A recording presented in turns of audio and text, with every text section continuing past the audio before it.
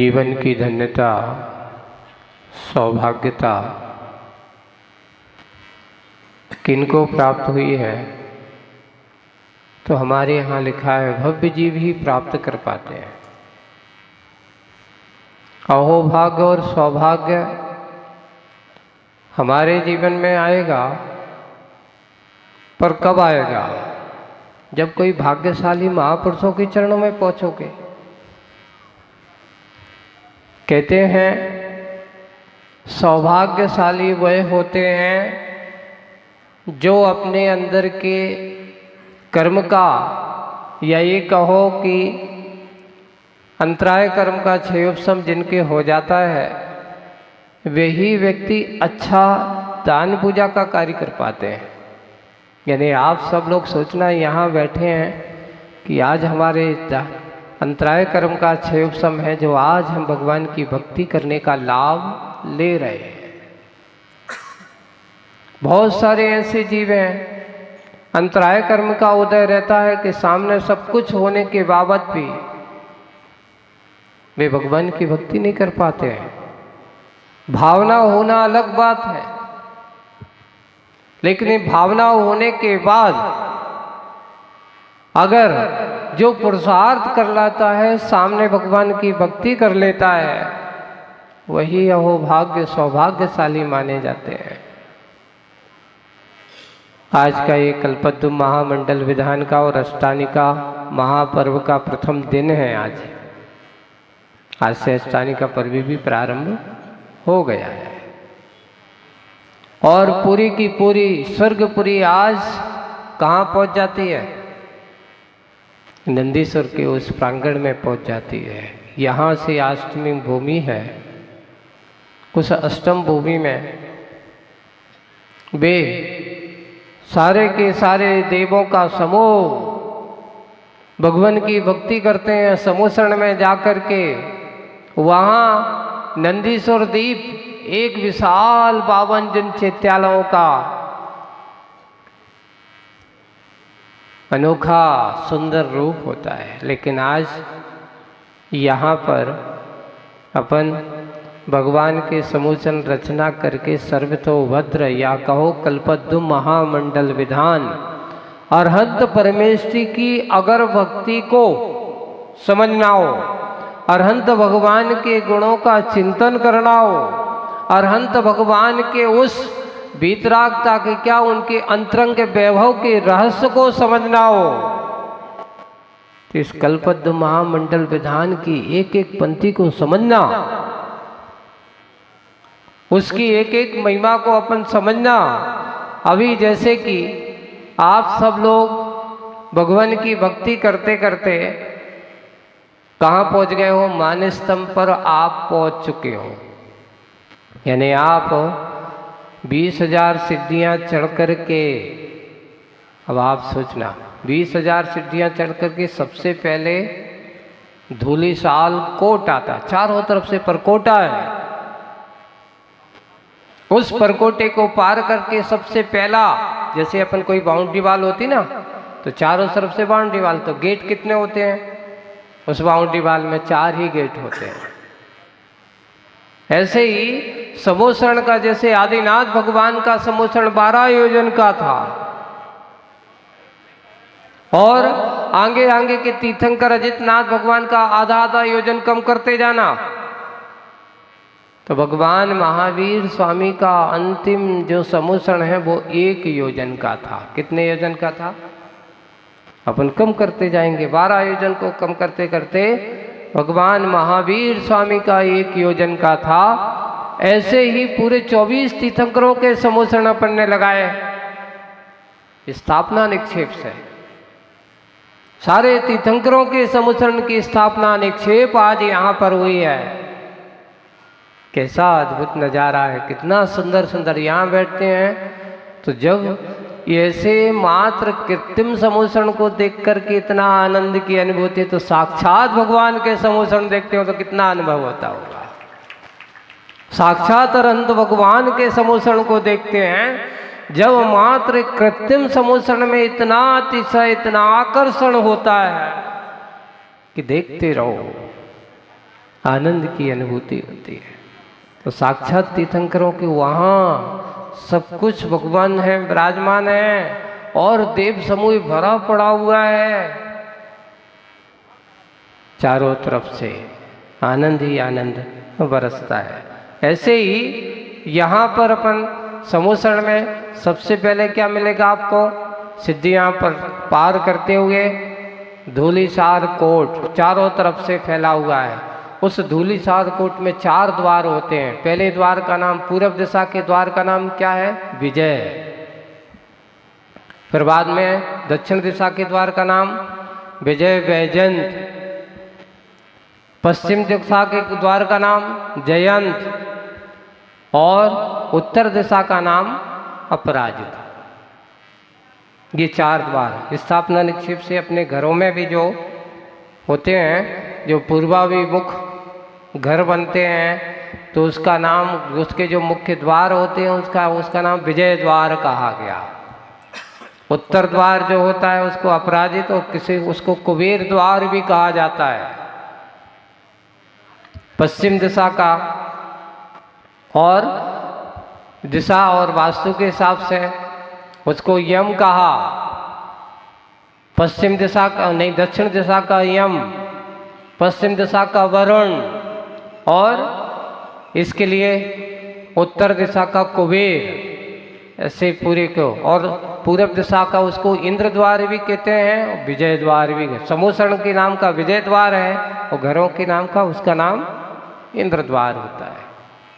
अब आप भगवान के समूसण में विजय द्वार से प्रवेश करते हैं प्रायकर सभी भव्य जीव पूर्व दिशा से, क्योंकि भगवान का समूसण का मुख्य रूप से पूर्व दिशा ही हुआ करता है।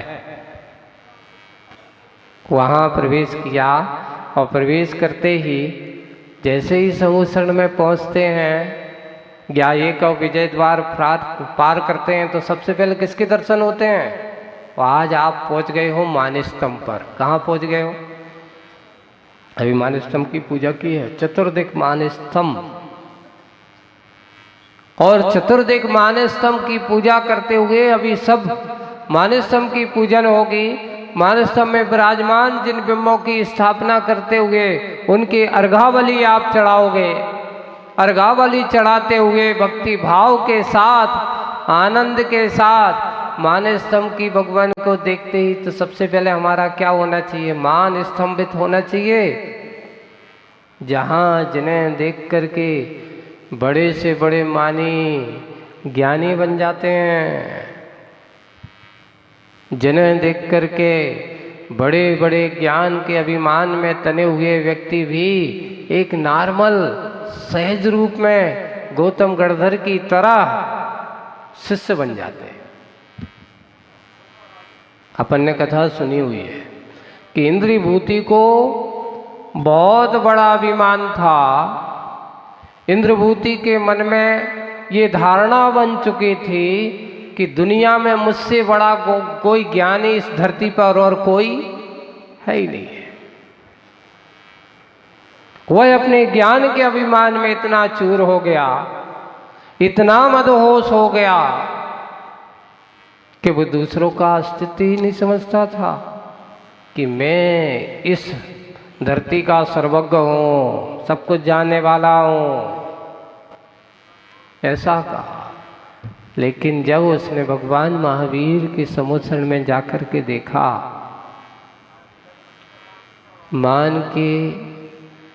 मान जब उसका पानी पानी हो गया, उसका अभिमान गल गया, और गल जाने के बाद वह साष्टांग भगवान के चरणों में देखते ही माने तब कुछ भगवान ने कुछ कहा ही नहीं, भगवान की वाणी सुनी ही नहीं, लेकिन भगवान के उस मानस्तंभ के वैभव को देख करके, मानस्तंभ में जब इतना वैभव है, इतनी महिमा है, तो भगवान के साक्षात समूसण को पार करने की कितनी महिमा होगी। अभी तो पहुंचना है, अभी भूमियों की बात करना है। मानस्तंभ को पार करते हैं तो सबसे पहले भूमि आती है, 8 भूमियाँ पार करना पड़ती है।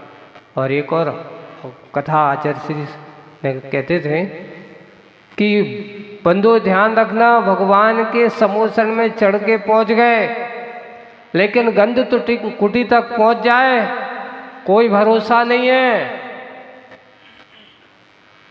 क्यों? रास्ते में इतने राग रंग के नाट्यशालाएं, मनोरंजन शालाएं हैं, राग की शालाएं हैं। मैं तो कहता हूँ सही बात तो यही है कि उस भव्य जीव की सबसे ज़्यादा क्यों रखी ऐसी ये भूमियों को, तो उसकी परीक्षा के तेरे अंदर कितने भगवान के प्रति भक्ति है, तुम कितने अच्छे भावों से भर करके भगवान की भक्ति करने आए हो। ये भूमियां उसके आस्था की परीक्षा लेती हैं। ये भूमियां उसके अंदर की विशुद्धि और शुद्धि की एक कारण रूप उसके परिणामों को नापने की कोशिश करते हैं। कैसे? मान लो जैसे कोई व्यक्ति, आप लोग आए और घर से निकले, रास्ते में अगर कोई तमाशा हो रहा हो, कोई राग रंग की कई बातें हो रही हो, और तुम चल निकले थे घर से किसके लिए? भगवान की पूजन करने के लिए। भगवान की पूजन करने निकले थे, पर बीच में ही अटक गए। पूजन वहां, अभिषेक जो शांति धारा हो रही थी, कहाँ अटक गए? उसको देखने में लग गए, और देखने में लग गया, उसका परिणाम ये होगा कि भगवान की पूजन से वो वंचित हो गया। ऐसे ही समुसण में ही हुआ करता है। सबसे पहले चैत्र प्रसाद भूमि आती है। देखिए 8 भूमियाँ हैं, उनके नाम बता रहा हूँ आज आपको। पहली भूमि का नाम है चैत्र प्रसाद भूमि, जहाँ सुंदर सुंदर चैत्य बने हुए हैं, चैत्यालय बने हुए हैं। अब उनकी आप पूजन करेंगे, उसमें पूरी अर्घाबलि चढ़ेगी, उसमें भी भगवान है। और उसके बाद फिर जैसे ही आप आगे बढ़ेंगे, खातिका भूमि, सुंदर सुंदर अच्छे सरोवर हैं। जैसे आप लोग घूमने जाते हैं तो अच्छे से मनोरंजन की भवन है, अच्छी नाट्यशालाएं हैं, वहाँ नृत्यांगनाएं बैठी हुई हैं, सब अच्छे अच्छे राग रंग की क्रियाएं चल रही हैं, वाद्य यंत्र चल रहे हैं खातिका भूमि में। अब कई आत्मा आते हैं, उसमें ही रम जाते, भगवान के समुसण तक पहुंच ही नहीं पाते। हाँ, और उसके बाद आगे बढ़ो तो अगला आता है, खातिका भूमि के बाद तो आएगी अपनी लता भूमि। अच्छे सुंदर सुंदर वृक्ष हैं यहाँ पर बने हुए ना, लता भूमि। दूसरे, हाँ, ये हरी हरी भी बना दी हुई स्थापना निक्षेप से लता भूमि है। और ऐसी लता भूमि में अच्छे मनोरंजन के साधन बहुत हैं, आनंद के साधन बहुत हैं। कई लोग पूछेंगे महाराज वहाँ पे भी अच्छे झरने अरने होते होंगे? समुद्र छोटा मोटा थोड़ी है, वहाँ पर भी अच्छे अच्छे सुंदर सुंदर वृक्ष होते होंगे। इन्हें देख करके अपने आप मन रम जाता होगा। और इसके बाद फिर आएगा उपवन भूमि, अच्छे अच्छे सुंदर सुंदर, जैसे आप लोग पिकनिक स्पॉट कहते हो। कहाँ जाते हो? बोले कि माही डैम के पास एक अच्छा है, क्या है? जन्मदिन कौन सा? हाँ भाई, अब उसका नाम चाचा कोठा। ऐसे ना जाने कितने चाचा कोठा समुसण में देखने को मिलेंगे। हाँ, राग रंगों को रागियों के लिए उनके अंदर के वीतरागता का परीक्षण करते हैं कि तुम कितने भगवान की भक्ति के भाव से समुसण में जा रहे हो। ऐसी भूमियों को पार करना है और भूमियों को पार करके वहां पहुंचना है। और जब यहाँ उपवन भूमि को पार करेगा, उपवन भूमि के बाद फिर ध्वज भूमि आएगी, सुंदर सुंदर लघु ध्वजाएं, महाध्वजाएं। यहाँ पर भी जब समुसण में आएंगी तो समुसण में लघु ध्वजाओं की व्यवस्था हुई भैया, आई है ना। ध्वजा चढ़ाना कोई सामान्य बात नहीं है। ये ध्वजा का महत्व बहुत अच्छा होता है। इन ध्वजाओं के माध्यम से वहाँ लहराती हुई धर्म की पताकाएं, वहाँ उनके उसकी विशुद्धि और उसका क्षेत्र, ऐसी ध्वज भूमि आती है, और ध्वज भूमि छोटी मोटी आप उसको पढ़ते हैं, महाराज इतनी बड़ी महाध्वजा है समूसरण में, छोटी मोटी नहीं है। आप कहेंगे अब तो स्थापना निश्चय पंथ छोटी ध्वजा का प्रभाव द्वारा फहराते हैं, लेकिन वहाँ महाध्वजा अलग है, लघु ध्वजा अलग है, सबकी ध्वजाओं का वर्णन अलग अलग है। चिन्हों वाली भी है, उसमें सबके चिन्ह वगैरह भी अलग अलग होंगे, और उनसे चिन्हों के साथ साथ भी। और फिर बाद में छठी भूमि आएगी, कल्प वृक्ष भूमि। अब आप कहो, लोग पूछते हैं महाराज कल्प वृक्ष भूमि, वहाँ समूसण में जाना सबकी इच्छा पूरी क्यों हो जाती है? अरे कल्प वृक्ष जहाँ जिस समूसण में हो वहाँ आपकी इच्छा पूरी ना हो। हमारे भगवान का समूसण, हमारे भगवान की समूसण में पहुँचने वाले भव्य जीव अच्छे से अच्छे, आंधे को भी आंखें की रोशनी आ जाती है, लंगड़ों को भी पैर चलने की क्षमता आ जाती है, गूंगे को बोलने की क्षमता आ जाती है। समूसण की महिमा ये है, और बहरों को सुनने की भी क्षमता आ जाती है। हाँ, सबको इस प्रकार ये समूसण कल्प वृक्ष भूमियाँ हैं, जहाँ 10 प्रकार के कल्प वृक्ष, कितने प्रकार के होते हैं कल्प वृक्ष? 10 प्रकार के। वहाँ आदमी को भूख प्यास नहीं लगती, और लगती होगी तो वहाँ मालूम कहाँ जाएंगे महाराज, हम भक्ति पूजन करने जाएं तो वहाँ भोजन की व्यवस्था कहाँ होगी? चिंता मत करो, कल्प वृक्ष भूमि में चले जाओ, वहाँ सब व्यवस्थाएं हैं। भोजनांग नाम के बस कल्प वृक्ष होते हैं। वहाँ कभी किसी को असंतुष्टि होने का कोई काम, एक बार अच्छे भक्ति का मंत्र बना के तो देखो। जैसे कि हमने यहाँ भक्ति का मानस बनाया, आपको भोजन कराने वाले पुण्यार्जक तैयार हो गए कि नहीं? करने वाला तैयार हो, कराने वाले की कमी नहीं आएगी। बस अंदर इतना है, मन अच्छा बनाओ, भगवान की भक्ति के लिए तत्पर हो जाओ। जिनको भोजन की चिंता होगी वे भगवान का भजन नहीं कर पाएंगे, और जिनको भगवान के भजन की चिंता है उन्हें भोजन की चिंता नहीं होती। इसी भावना से बोलिए कल्पद्रु महामंडल विधान की, परम पूज्य आचार्य गुरुवर श्री विद्यासागर जी महाराज की।